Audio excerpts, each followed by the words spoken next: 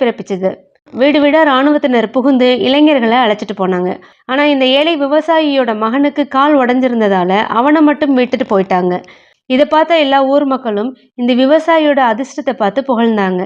இப்பவும் அந்த விவசாயி இருக்கலாம்னு ஒரே வார்த்தையில முடிச்சுக்கிட்டாரு.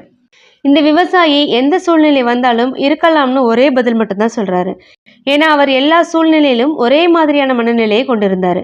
இதற்கு காரணமும் இருக்கு. அந்த விவசாயி வாழ்க்கையோட இயல்புகளை புரிஞ்சுக்கிட்டாரு. நாட்கள்ல நல்ல நாள் கெட்ட நாள்னு எதுவுமே கிடையாது. ஒவ்வொரு நாளும் நமக்கு மறைமுகமான பல பாடங்களை உணர்த்திக்கிட்டு தான் இருக்கு.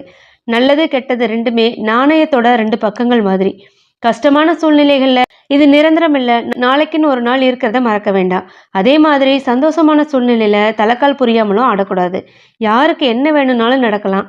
எதையுமே தலைக்கு எடுத்துட்டு போகாம எதை பற்றி விமர்சிக்காமல் இருக்கிறது ரொம்ப நல்லது. சுகம் துக்கம் இது ரெண்டுமே ஒண்ணுக்கொண்ணு தொடர்புள்ளதுன்னு உணர்ந்துகிட்டாலே போதும்.